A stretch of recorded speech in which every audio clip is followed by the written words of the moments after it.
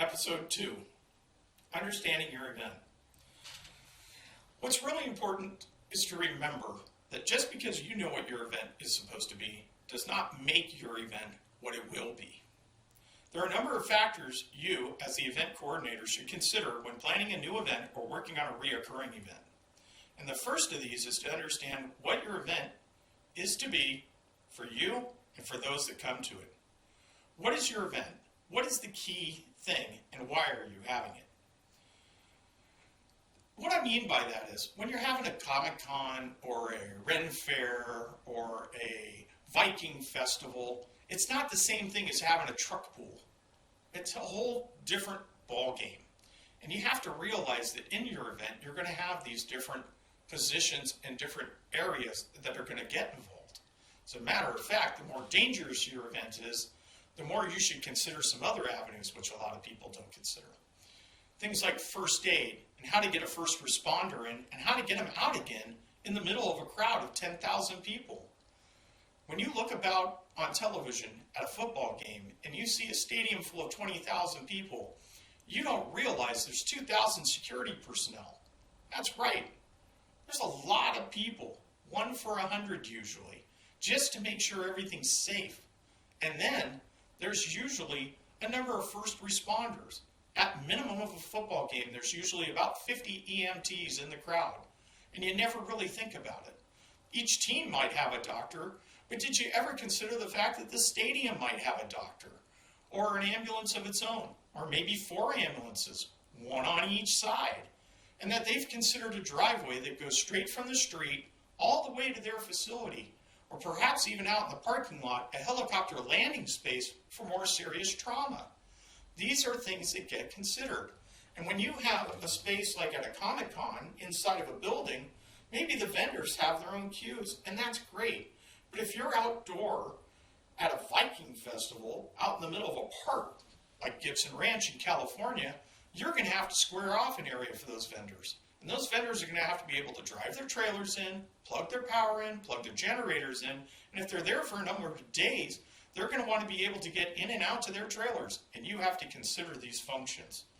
So inside of this section, we're going to discuss, hopefully, a bunch of the following items. We're going to discuss your budget, how to work with your budget. We're going to discuss your audience and how to identify what your audience will be like, your space, your marketing plan, your traffic plan, your timeline, your ADA requirements, how to work with your talent, the financial records and payment that you might run across as part of your event, emergencies, and how every year is a new year in your world. And even if it's the same place, the same time of year, whatever it may be, remember, 2019's event was never like 2020's event will be. They're going to be different, and they're going to be difficult events. Now, hall rental, hall prep, and cleanup. This is important because a lot of people will forget about one part or another. It's easy to just pick out a hall and go, okay, we're going to pick out Turn Vern Hall, or we're going to pick out the community center, we'll arrive Thursday night to set up, we'll leave Sunday afternoon at 5 o'clock and everything's great. No, it's not. It's not great. All you've determined is the time. But in order to prep for your event, you need to know how much time you have to set it up. If you have complicated sets or staging that you have to bring in, you may only have a 6 or 7 hour window to get that stuff ready. If you overcomplicate your world or over-rent your world, you won't get all of that ready. And the other thing is, no matter what you do, pay attention to this, you've got to clean it up. Because no matter what happens, you've probably paid a deposit. And you may not get it back if you don't clean the place up.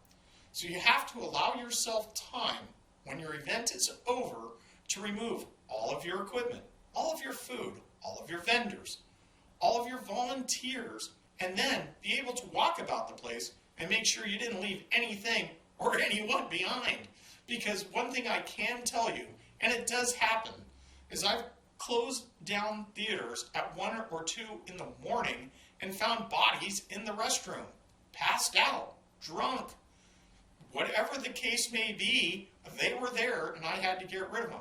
And that's something that you should have been helping with and thinking about when you did your event is how to help people around you close out and clean up as much as you're worrying about how to get in there and set up. If you budget for a space, you need to make sure you can pay for it. Throw a poor show and this becomes a problem. A lot of people will overestimate the crowd that they have or overestimate the size of the place they have, and this will throw their budget off. It's almost better to look at the balance between the amount of space that you need and the amount of people that you think will actually come. You know, if it was a prior event and you held it in a certain place, like the convention center perhaps, and you're doing some sort of anime convention that's over 3 days, that you have a lot of space to work in before you hit your occupation goals. But if you're at the local VFW hall and you only have a 250 occupation limit, then you have to consider how to control your crowd to 250 while you're in that hall, even if it's just open to the public with a few vendors in it.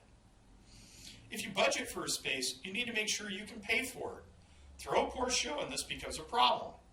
In your list of things to think about how much it will cost per day, per hour, how you're going to get in for your setup, how long will it take, and when you can get in. Making sure that you can get into plenty of time to set up. You will probably have to have in your staffing, not just you as an event coordinator, but if you have staging to set up, your stage manager should be responsible for making sure that's set up the moment they get there. Don't detail this person to 2 or more jobs. Detail one person to one job, especially a volunteer.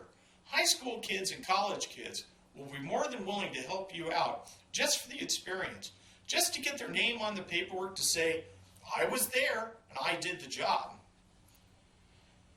You are a point person. The point is that people will come to you for questions. You can't be at all places at all times. You can only be one place at one time and answer one question. Once you have 2, 3, 4, 5 people to deal with, you have too many people to deal with. So you have to think of it as an event coordinator is the head of the army. He's the general. The next thing he needs is a couple of captains, and what they do is an assistant event coordinator to shadow what you're doing, and your talent stage manager. Those 2 people can work pretty well together. Then they're going to have assistants. Now that doesn't mean everybody gets paid. Some of these people can be volunteers, and they may only work the day of the show. So for a 1,000-person event, maybe 5 of you are quote-unquote staff officers, and everybody else is some sort of little private or corporal running around doing their job. You have to think of it as a pyramid. The more people you bring in to look at your event, the more people you'll have on the base of your pyramid. Take, for example, doorways and exits. You might have to have a person at each door. Well, if you have 20 doors, that means that for every hour of your event, you need 20 volunteers to watch those doors. And those people aren't going to want to sit there for 8 hours, so you're probably going to have 40 people to watch those doors so that you can cut the volunteer time in half, and then those people can go and enjoy your event for free for 4 hours. This way you get the best of both worlds. You get people coming to your event, people learning about your event, and they're working for your event. The vendors, the food people will take care of themselves. And 9 times out of 10, we're assuming that you arrange for janitorial crews. Because those bathrooms, they won't clean themselves at the hall. And if they need cleaning, that means you need to have janitorial on hand. And usually that belongs to the hall, and you've paid for that privilege.